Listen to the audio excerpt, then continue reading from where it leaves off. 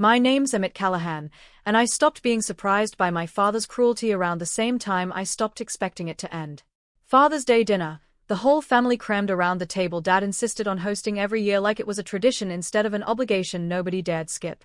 He raised his glass, looked around at my two siblings, and smiled the warm smile he saved for everyone but me. "I'm proud of all my children," he said. "Except the loser sitting at the table." The table laughed. Actually laughed. Forks pausing midair, my sister covering her mouth like it was the funniest thing she'd heard all week. 29 years old, and I was still the family's punchline. I didn't argue. I didn't defend myself. I'd learned years ago that defending yourself just gave him more material. Instead, I stood up, reached into my jacket, and placed a folded paper on the table in front of his plate. "For you, Dad," I said quietly. "Happy Father's Day." Then I walked outside, got into the car sitting in his driveway, the luxury sedan I'd surprised him with 2 months earlier, and drove it away without looking back. Moments later, through the open window, I heard him scream. I didn't stop driving until I was 3 blocks away, pulled over at a curb with my hands still shaking on the wheel, not from fear, from something closer to relief finally breaking the surface after years underwater. The paper I'd left him wasn't a resignation from the family, though I imagine that's what he expected given how theatrically I'd stood up. It was a car title. Signed over, officially, from me back to the dealership, effective that morning. The sedan I'd bought him 2 months ago, the one he'd bragged about to every neighbor and golf buddy within earshot, never once mentioning his loser son had paid for it, was no longer his. He hadn't figured that part out yet, standing in his driveway with nothing but an empty spot where his gift used to be. My phone started ringing before I'd even reached the highway. Dad first, then my mother, then my sister, then Dad again, faster this time, angrier. I let all of them go to voicemail except one. My brother, Theo, the only sibling who'd never once laughed along at that table. I answered on the 4th ring. He said quietly. "What did you just do?" "Something I should have done 2 years ago," I said.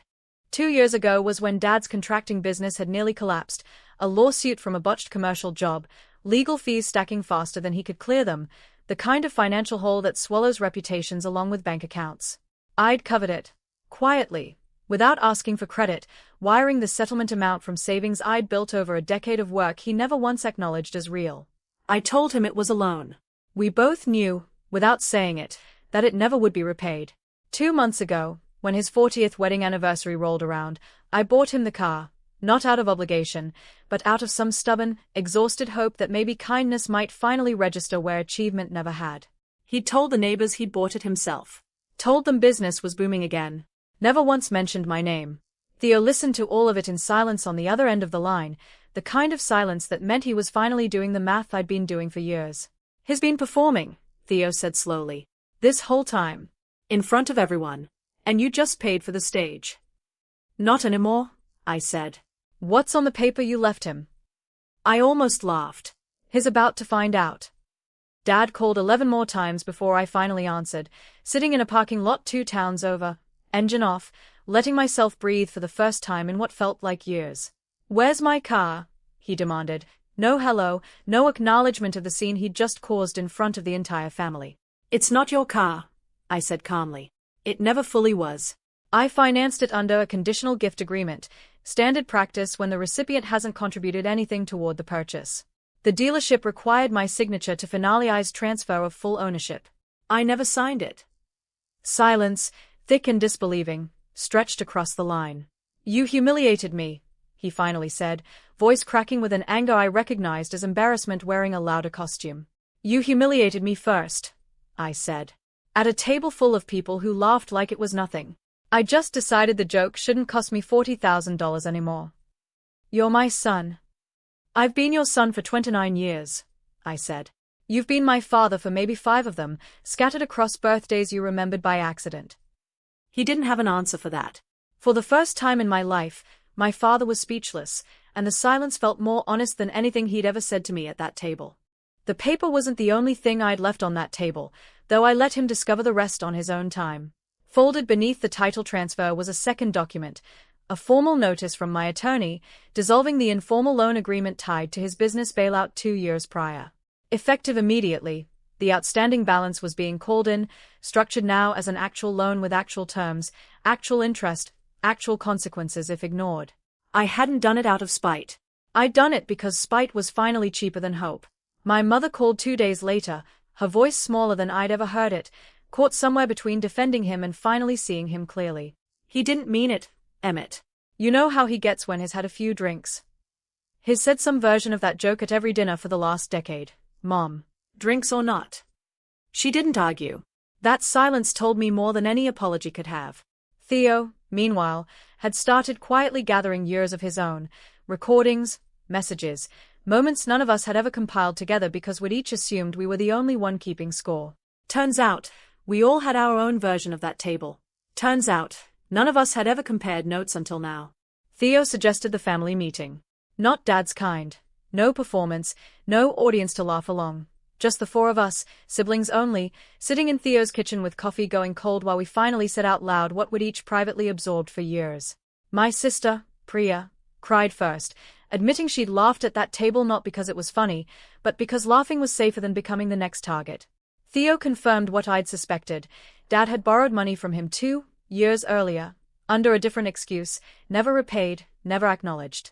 We weren't building a case out of anger anymore. We were building it out of exhaustion, 3 adults finally comparing the shape of a wound we'd each assumed was uniquely ours. By the end of that night, we'd agreed on something simple. No more quiet rescues. No more absorbing his cruelty as the entry fee for staying in the family. If he wanted a relationship with any of us going forward, it would require an apology he'd never once offered, not performative, not deflected with a joke, but real. I drafted a letter, calm and clear, on behalf of all 3 of us. Not asking for one. Requiring one if the loan repayment was ever going to be renegotiated. We sent it the following Monday.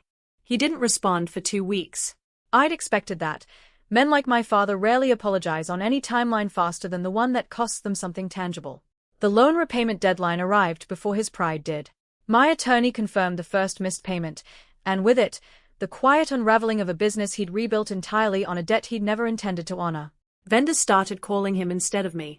Neighbors noticed the empty driveway had stayed empty. The performance he'd built his whole identity around began, slowly, to lose its audience. He showed up at my apartment on a Tuesday evening, without calling first, looking smaller than I remembered him being at that table. I got your letter, he said. Took you long enough. He didn't argue. He just stood there, hands in his pockets, and said the words I'd waited 29 years to hear without a joke attached to soften their edges. I'm sorry, Emmett. For all of it. Not just the table. I didn't forgive him immediately. Some debts, financial or otherwise, don't clear the moment someone finally admits they exist. Start with Priya, I said. She's been waiting longer than me. He nodded slowly, and for the first time in my life, I watched my father walk away without the last word. It took another year before sorry turned into something consistent enough to trust. Dad renegotiated the loan properly this time. Actual payments, actual accountability, no more vanishing into excuses whenever the bill came due. He apologized to Priya, eventually, and to Theo, though it came slower and smaller than any of us expected from a man who'd spent decades mistaking cruelty for humor. I bought myself a car eventually. Nothing luxurious, nothing performative, just something reliable that belonged entirely to me and required no one else's gratitude to justify the purchase. Family dinners look different now. Smaller, quieter. Fewer jokes told at anyone's expense. Dad still struggles sometimes, old habits surfacing at the worst moments, but he catches himself now instead of waiting for someone else to absorb the damage. Last month, at a dinner that felt almost unfamiliar in its gentleness, he raised his glass and said something that actually meant what it sounded like. I'm proud of all my children, he said. Just that. No punchline.